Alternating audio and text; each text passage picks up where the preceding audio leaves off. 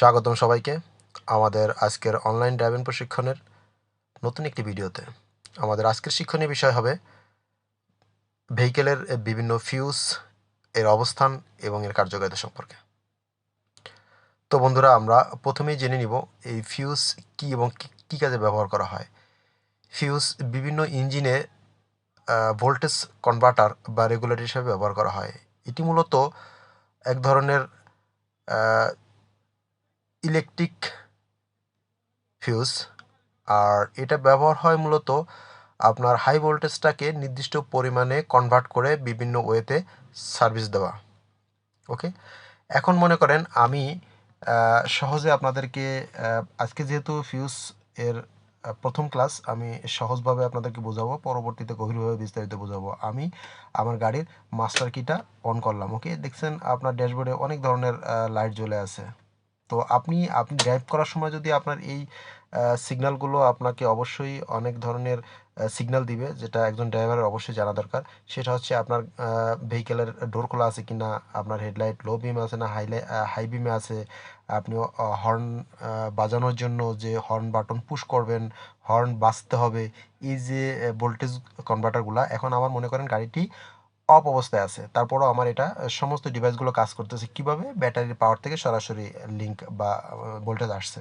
ওকে, that's না, but এই ব্যাটারির থেকে আমার যে লাইনটা, এটা সরাসরি আসেনি, এখান থেকে এই ভোল্টেজটা কনভার্ট হয়ে তার বিভিন্ন ডিভাইসে নির্দিষ্ট পরিমাণে ভোল্টেজ সাপ্লাই দেওয়া হয়েছে। ওকে, কিসের মাধ্যমে? এই ফিউজের মাধ্যমে।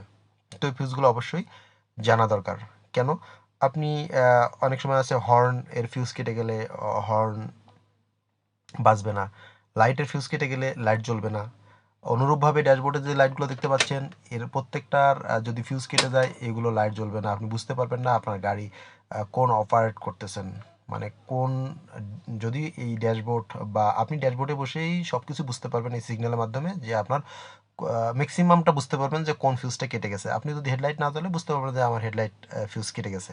ওকে, বা অনেক সময় আছে যে আপনার এমন ফিউজ আছে যে পাওয়ার সুইচ ফিউজ কেটে গেলে আপনার মাস্টার সুইচ, আপনার দ্যাট মিনস গাড়ি স্টার্টই হবে না, মাস্টার সুইচের ওখানে কোনো পাওয়ার পাবে না। ওকে, তো এই বিষয়ের জন্য অবশ্যই এগুলো শিখে রাখা খুবই গুরুত্বপূর্ণ। কারণ আপনার এই টুকিটাকি বিষয় যদি আপনি শিখে না রাখেন, তো আপনি দেখবেন যে আপনার বিপদের বেলায় আপনার পাশে কেউই পাবেন না। দুর্গম এলাকায় আপনার এই ফিউজ কেটে গেলে আপনি যদি দেখে বা আপনি উপলব্ধি করে সহজে বুঝতে পারেন যে আমার এই ফিউজটার জন্যই এই সংযোগটা বিচ্ছিন্ন হয়ে গেছে, আমি এইটার কাজ নিতে পারতেছি না, তাহলে আপনি খুব দ্রুত এটা ফিউজটা লাগিয়ে বা কোনো একটা তার ওখানে জোড়া দিয়ে দ্রুত আপনি কাজটা নিতে পারবেন। তবে বন্ধুরা, এখন মনে রাখবেন ফিউজের যে এম্পিয়ার, নির্দিষ্ট এম্পিয়ার আপনাকে অবশ্যই ব্যবহার করতে হবে। আপনি যদি যে এম্পিয়ারে ফিউজ তার থেকে বেশি ব্যবহার করেন, আপনার ওই লাইনে প্রবলেম হবে, কখনো কখনো আগুন ধরে যেতে পারে, কিংবা ওই ফিউজের ডিভাইসটা কেটে যেতে পারে। যা আপনি হর্নের জন্য যতটুকু ভোল্টেজ প্রয়োজন, তার থেকে অধিক মাত্রায় ভোল্টেজের ওখানে তারের সংযোগ দিলে, ফিউজ বেশি ভোল্টেজের ফিউজ দিলে, বেশি এম্পিয়ারের ফিউজ দিলে আপনার হর্নটি কেটে যেতে পারে।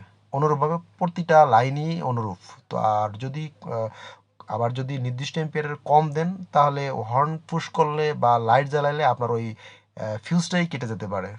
তো অবশ্যই সঠিক মাত্রার ফিউজ সঠিক জায়গায় ব্যবহার করতে হবে। আর সঠিক মাত্রার ফিউজ সঠিক জায়গায় ব্যবহার করতে হলে অবশ্যই আপনাকে জেনে নিতে হবে এর কোন ফিউজ এর সংযোগ কোন ডিভাইসের জন্য। চলেন এবার আমরা দেখে নিব কোন ফিউজের অবস্থান কোথায় এবং কোন ফিউজের কাজ কি।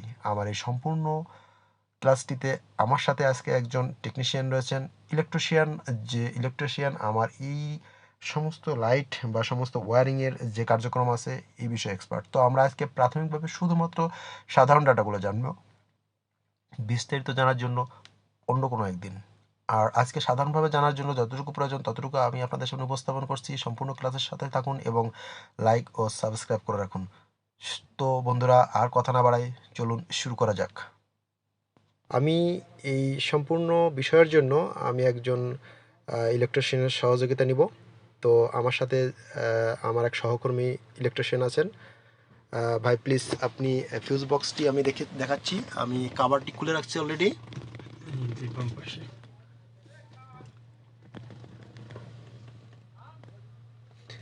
এই ফিউজ বক্সের অবস্থান দেখছেন। এবার ফিউজ বক্সের কোথায় কোন অবস্থান, অবশ্যই এখানে একটি কভার লাগানো থাকে, কভারটি আমি খুলে রাখছি। এই কভারটির উপরে ইন্ডিকেট করা আছে, মার্কিং করা আছে যে কোন ফিউজের অবস্থান কোথায় এবং কোন ফিউজের কার্যক্রম কী। প্রথম যে ফিউজটা আছে 10 অ্যাম্পিয়ারের, এটা হচ্ছে এসি, আমার গাড়ির এসির জন্য এই ফিউজটা ব্যবহার করা হয়। তারপর হচ্ছে 15 অ্যাম্পিয়ারের রিয়ার ফগ, পিছনের ফগ লাইট। তারপরে ফ্রন্ট ফগ 15 অ্যাম্পিয়ার, সেম, এটা হচ্ছে সামনের ফগ লাইটের জন্য। ডিআরএল এটা আমার এই গাড়ির জন্য দরকার নাই, এটা না হলে চলবে। গেজ, আমার ড্যাশবোর্ডে যে বিভিন্ন গেজ আছে, যেমন তেল কতটুকু আছে, অয়েল প্রেশার কতটুকু আছে, এগুলো সংযোগ দেখার জন্য আমার এই গেজের যে ফিউজটা আছে এটা লাগে। তারপর ইসিউ আইজি, এটা আমার এই গাড়িতে নাই। তারপরে 30 অ্যাম্পিয়ারের ডিফারেনশিয়াল লক, এটা হচ্ছে গাড়ি কখনো ফেসে গেলে ওই ডিফারেনশিয়াল আমরা যেভাবে ইউজ করি ওই ডিফারেনশিয়ালের জন্য এই ফিউজটা লাগে, যেটা স্পেয়ার যে অন্য যে কোনো কাজে আমরা লাগাতে পারি। তারপরে আছে রেডিও সেটের জন্য এটা লাগে, আর এই দুইটা দরকার নাই। শর্ট পেনও কোনো ফিউজ না, জাস্ট এমনি একটা পয়েন্ট করে রাখছে। তারপরে 30 অ্যাম্পিয়ার হচ্ছে ডোর, দরজা খুললে ড্যাশবোর্ডে যে সিগন্যাল দিচ্ছে তার ফিউজ হচ্ছে এই ডোর। আর মিটারও দরকার নাই। ইগনিশন হচ্ছে চাবির, আমার চাবিতে যে কারেন্টটা পৌঁছাচ্ছে এই কারেন্টটা এই ফিউজ হয়ে যাচ্ছে যে ইগনিশন। তারপরে 10 অ্যাম্পিয়ার আছে ইনজেক্টর ফিউজ, যেটা আমার ইনজেক্টর যে তেল পাস করতেছে তার পাশে শুরুতে একটা আনসার, এই সেন্সরের কারেন্ট পাস করার জন্য 10 অ্যাম্পিয়ার একটা ফিউজ লাগানো আছে। তারপরে আছে ফুয়েল হিটারের 15 অ্যাম্পিয়ারের, যেটাতে আমার অনেক সময় গাড়ির ইঞ্জিন ওভারহিট হয়ে গেলে বা তেলের কোনো সমস্যা হলে তখন আমার ওইটা ড্যাশবোর্ডে শো করবে, তার জন্য আমার এই 15 অ্যাম্পিয়ারের ফিউজটা লাগে। তারপরে আছে উইপারের ফিউজ, এটা গাড়ির উইপারকে চালানোর জন্য এই ফিউজটা ব্যবহার করা হয়। 30 অ্যাম্পিয়ারের পাওয়ার, এটা হচ্ছে ব্যাটারির থেকে মেইন কারেন্ট সোর্সটা আছে এই ফিউজে, আর এই ফিউজে পরবর্তীতে বিভিন্ন সব ফিউজে পাস হয়ে যায়। 7.5 অ্যাম্পিয়ারের যে এসটি ফিউজটা আছে এটা হচ্ছে সেলফের, অনেক সময় আমরা দেখা যায় ইগনিশন সুইচটা অন করতেছি বাট সেলফের কোনো কারেন্ট যাচ্ছে না, তো এই সেলফ ফিউজ নিচ্ছে না বা সেলফে কাজ করতেছে না, সেই তো ক্ষেত্রে এই ফিউজটা কেটে গেলে আমার সেই ক্ষেত্রে সেলফের কোনো কারেন্ট যাবে না, এটা হচ্ছে একটা গুরুত্বপূর্ণ ফিউজ। তারপর আছে হেডলাইট লো বিম দুই পাশে দুইটার জন্য দুইটা, আর পরবর্তী দুটো হচ্ছে হাই বিমের জন্য দুইটা। এসিসি, গাড়ির ইগনিশন সুইচের 4টা ঘাট আছে, তার মধ্যে একটা হচ্ছে এসিসি।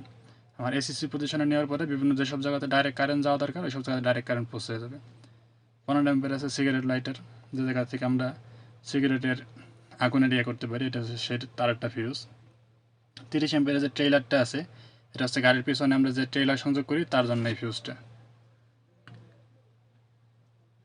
আর 5 অ্যাম্পিয়ারের স্টেজেরও দরকার নাই, ডিফোকও দরকার নাই। স্টপ, এটা হচ্ছে আমার 30 অ্যাম্পিয়ারের স্টপ, এটা হচ্ছে আমার পিছনে ব্রেক লাইটের কাজ করবে। ওপিডিও দরকার নাই। ট্রেইলার, আমার ট্রেইলার কিন্তু দুইটা আছে, এটা একটা এটা, দুই পাশে দুইটা লাইন আছে, আমি যেই পাশ থেকে নেব তখন সেই পাশেরটা কাজ করবে। আর 15 অ্যাম্পিয়ার যে স্টপ আছে এটা হচ্ছে আমার পাম্পের যে ফিউজটা আছে, পাম্পের ফিউজের কাজ করে এটা, এটাও দরকার নেই, এটাও দরকার নেই। আর টেল যেটা এটা হচ্ছে আমার সাইড লাইটের কাজ করে। আর 10 অ্যাম্পিয়ারের যে প্যানেল, এই প্যানেলের এই ফিউজটা কেটে গেলে ড্যাশবোর্ডে কোনো লাইট শো করবে না, এটা হচ্ছে ড্যাশবোর্ডের জন্য এই ফিউজটা। ধন্যবাদ আপনাকে। গুরুত্বপূর্ণ ফিউজের অবস্থান এবং এর কার্যকারিতা সম্পর্কে সংক্ষিপ্ত আকারে জেনে নিলাম। ভাই সামনে কি আর কোনো ফিউজ আছে আমাদের? হ্যাঁ, সামনে কিছু ফিউজ ওকে, আছে। চলেন আমরা সামনে এবার। ওকে, আমরা এবার সামনে চলে আসছি ইঞ্জিন কম্পার্টমেন্টের। এখানে দেখেন আমাদের আরও একটি ফিউজ বক্স রয়েছে। এই ফিউজ বক্সটি সম্পর্কে এবার জেনে নেওয়া যাক। প্লিজ আপনি আপনার কার্যক্রম শুরু করুন। এটা হচ্ছে ব্যাটারির পাশে অবস্থিত একটা ফিউজ বক্স, এই জায়গাতে কয়েকটা ফিউজ আছে এবং এই জায়গায় সুন্দর করে মার্কিং করে লেখা আছে কোন ফিউজ বক্সটা কোন পাশের। 50 অ্যাম্পিয়ারের হেডল্যাম্প, এটা হচ্ছে আমার হেডলাইটের যে রিলেতে আছে এই রিলেতে কারেন্ট পাস করবে এই জায়গার থেকে। তারপরে আছে শুধুমাত্র আর দুইটা, 1.5 অ্যাম্পিয়ার আর 7.5 অ্যাম্পিয়ারের। এর মাঝখান থেকে একটা যাবে হর্নের, যেটা 1.5 আছে এটা হচ্ছে হর্নের যাবে। আর 7.5 যেটা আছে এটা হচ্ছে এবিএস, আমার যেসব গাড়িতে ব্রেকের ক্ষেত্রে এবিএস ইউজ করা হয় ওই ক্ষেত্রে এবিএসের যে ইস্যুটা আছে তাকে কন্ট্রোল করার জন্য এই ফিউজটা দরকার হয়। আর এগুলো হচ্ছে নর্মালি যেসব ফিউজগুলো আছে এগুলোর থেকে বিভিন্ন জায়গায় কারেন্ট পাস হয়ে গেছে, এগুলো তেমন কোনো ইয়া নাই। ওকে, ধন্যবাদ ভাই।